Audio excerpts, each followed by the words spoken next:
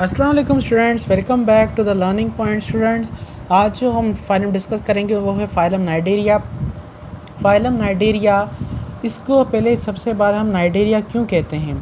इसको नाइडेरिया हम इस बेसिस पर कहते हैं कि इनके जो ऑर्गेनिज़म्स होते हैं, इनके जो सेल्स, इनमें एक ख़ास किस्म के सेल्स हैं जिन्हें हम कहते हैं नेमाटोसाइट्स। ठीक है स्टूडेंट्स, ये पॉइजनस सेल्स हैं कि जब भी इनको कोई भी शिकार अपना करना होता है तो वो क्या करते हैं, वो क्या करते हैं, इन सेल्स को बाहर फेंकते हैं। इसे आपको ये थ्रेड दिख रही है ना, इस थ्रेड पर ये कंटिन्यूसली ये लगे होते हैं और ये इस थ्रेड की मदद से क्या करते हैं, ये जो ऑर्गेनिज्म को इन्होंने खाना होता है उसको ये पैरालाइज कर देते हैं। ठीक है स्टूडेंट्स, तो इसी खास सेल्स नेमाटोसाइट्स की वजह से इसे कहा जाता है फाइलम नाइडेरिया। इसके जो ज़्यादातर स्पीशीज़ हैं वो सिसाइल होते हैं। सिसाइल का मतलब क्या, वो एक जगह पर सारी उम्र एक ही जगह पर रहते हैं, कोई मूवमेंट नहीं करते। काफ़ी इनके मोटाइल भी हैं, जैसे कोई जेलीफिश हो गई।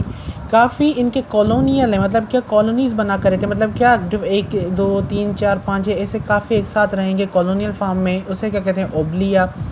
नाइडेरिया मोस्टली होते हैं एक्वेटिक, वो क्या रहते हैं, मोस्टली पानी में रहते हैं, मगर कौन से तरीके के वाटर, साल्टी वाटर में।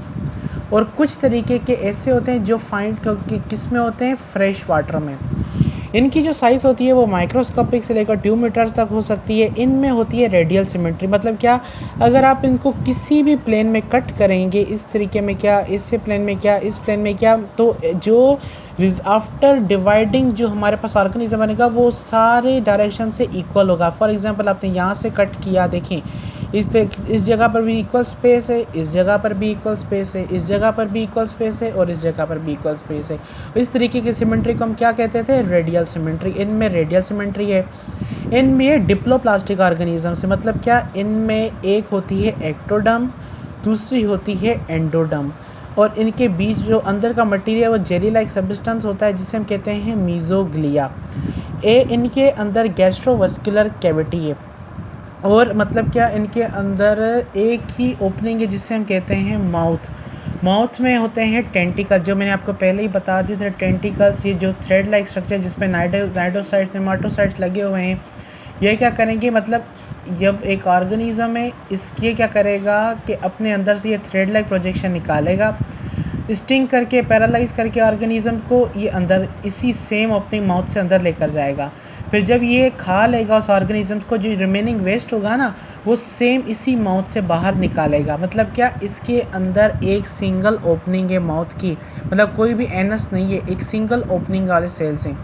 और इसका जो नर्वस सिस्टम है, वो मतलब क्या है, सेल्स के लेवल सारे जो मतलब इसके सेल्स हैं ना, ये जो नाइडोसाइट्स है, ये टेंटिकल्स है, ये सारे का नर्वस सिस्टम जो एक कलेक्शन है सेल्स का, वो कंट्रोल करता है।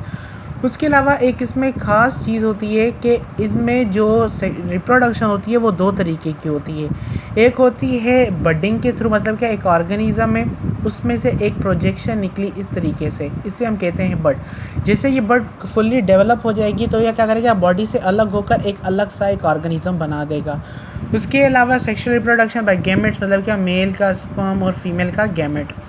इसमें जो नाइडेरियंस है वो कॉलोनीज़ के फॉर्म में, मैंने पहले ही आपको बताया था, जैसे इसका एग्जांपल था ओबलिया।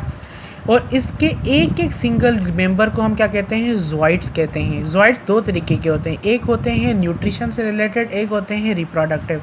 जो न्यूट्रिशन से रिलेटेड हैं उन्हें हम कहते हैं हाइड्रॉइड्स और पॉलिप्स, और जो सेक्शुअल रिप्रोडक्शन से रिलेटेड उन्हें हम कहते हैं मेड्यूसा।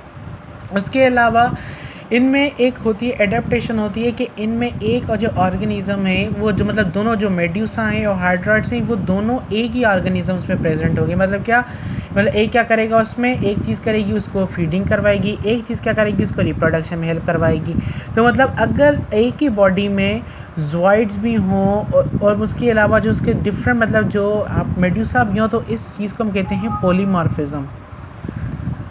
गैस्ट्रोवास्कुलर कैविटी जो है, इसमें वो ब्रांच्ड है और डिवाइडेड बाय सिंगल ओपनिंग। जैसे मैंने आपको पहले ही बताया कि इसमें सिंगल ओपनिंग है माउथ, उसमें से ही मतलब वो फुड का पार्टिकल इस तरीके से अंदर लेंगे टेंटिकल्स के थ्रू और डाइजेस्ट करके उसको सेम रूट से बाहर फेंक देंगे। इसमें किसी भी तरीके का रेस्पिरेटरी सिस्टम नहीं, कोई भी तरीके का एक्सक्रीटरी सिस्टम नहीं। उसके अलावा जो इसमें ट्रांसपोर्टेशन है और एक्सक्रीशन है वो डिफ्यूजन के थ्रू है। मतलब क्या, इसकी बॉडी में जो सेल्स हैं वो सिंपली डिफ्यूजन के थ्रू अपनी क्या सारी ट्रांसपोर्ट कर लेंगे। उसके अलावा जिसकी जो एक इकोनॉमिक इम्पोर्टेंस होती है नाइडेरियाज़ की, वो ये होती है कि ये यूज़ होता है ज्वेलरीज़ के। आपने वो काफ़ी बार पत्थर देखे होंगे जो बाहर आप मार्केट्स में मिलते हैं, वो इन्हीं चीज़ों के बने होते हैं। उसके अलावा ये अगर ये एक फ़ायदे में भी है तो कुछ नुकसान में भी है।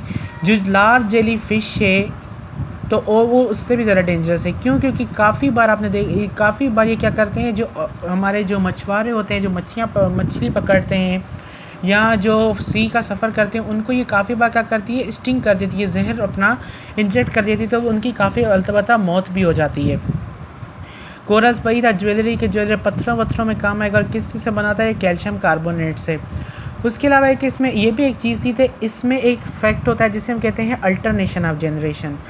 मतलब क्या, इसमें एक जो ऑर्गेनिज्म है वो होगा असेक्सुअली, दूसरा होगा सेक्सुअली। मतलब क्या, मगर दोनों में जो जनरेशन्स होंगी ना वो दोनों डिप्लॉयड होंगी।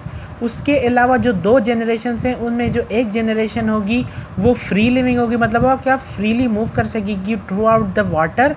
और एक हो क्या होगी, वो सिसाइल होगी, मतलब क्या थ्रू आउट जो मतलब ऑर्गेनिज्म वे वो एक ही जगह पर मौजूद रहेगा।